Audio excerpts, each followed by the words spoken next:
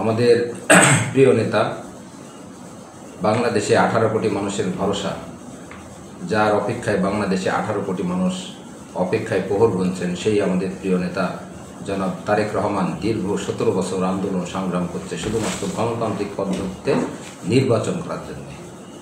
এই গণতান্ত্রিক পদ্ধতিতে নির্বাচনের জন্য হাজার হাজার নেতাকর্মী নিহত হয়েছে, গুম হয়েছে, লক্ষ লক্ষ মানুষের নামে মামলা হয়েছে। এবং আমরা চাই আগামী ফেব্রুয়ারিতে যে নির্বাচন, ইনশাল্লাহ সেই নির্বাচন যদি গণতান্ত্রিকভাবে হয় এবং ব্যালটের মাধ্যমে হয়, তাহলে অবশ্যই আমাদের প্রিয় নেতা তারেক রহমানের নির্দেশে আমরা মেহেরপুর থেকে 2টা আসন ইনশাল্লাহ তারেক রহমানকে উপহার দেব। আমরা মনে করি বিএনপি একটি গণতান্ত্রিক পদ্ধতিতে নির্বাচন বারবার ওনারা চেষ্টা করেছে এবং আমরাও চাই যে গণতান্ত্রিক পদ্ধতিতে মেহেরপুরে তথা বাংলাদেশে সমস্ত সংসদীয় আসনে নির্বাচন গণতান্ত্রিক পদ্ধতিতে হোক এবং সেই গণতন্ত্রের জন্যে সারা বাংলাদেশে সমস্ত মানুষ এই 17 বছর একটা ভোট দেওয়ার জন্যে এই আন্দোলন সংগ্রামে ছিল। এবং যদি ফেব্রুয়ারিতে ভোট হয় তাহলে অবশ্যই আমরা মনে করি আমাদের প্রিয় নেতা তারেক রহমানকে সমর্থন দিয়ে ধানের শীষের মার্কায় 90% মানুষ ভোট দেবে বলে আমি মনে করি।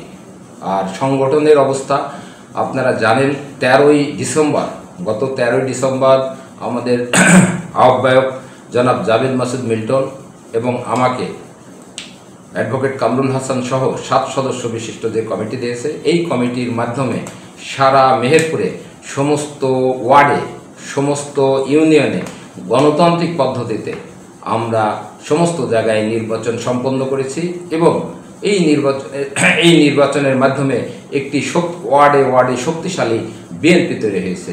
আমাদের প্রিয় নেতা তারেক রহমান মনে করে গণতান্ত্রিক পদ্ধতিতে যদি নির্বাচিত সভাপতি এবং সেক্রেটারি হয়, সেই দল হবে সবচেয়ে শক্তিশালী সংগঠন, সেইখানে হবে সবচেয়ে শক্তিশালী সংগঠন। এই কারণেই আমাদের কেন্দ্র থেকে গাইডলাইন দেওয়ার কারণে আমরা সমস্ত জায়গায় গণতান্ত্রিক পদ্ধতিতে নির্বাচন সম্পন্ন করছি।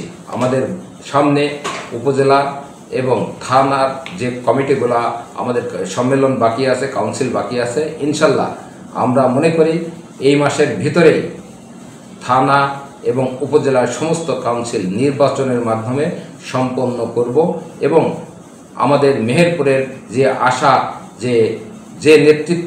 যে নেতৃত্বের কাছে ক্ষমতা হস্তান্তর করবে মেহেরপুরের গণতন্ত্রকামী জাতীয়তাবাদী আদর্শের শক্তির মানুষ, ইনশাল্লাহ তারাই সভাপতি এবং সেক্রেটারি হবে বলে আমি মনে করি এবং তাদের দিয়ে মেহেরপুর বিএনপি একটি শক্তিশালী অবস্থানে বিএনপি দাঁড়াবে বলে আমি মনে করি। বিএনপিতে যদি পদ পদবীর জন্য সবাই যদি দৌড়াদৌড়ি না করে, তাহলে বিএনপির এই অহংকারটা থাকবে না। সবাই পদ পদবীর জন্য দৌড়াচ্ছে।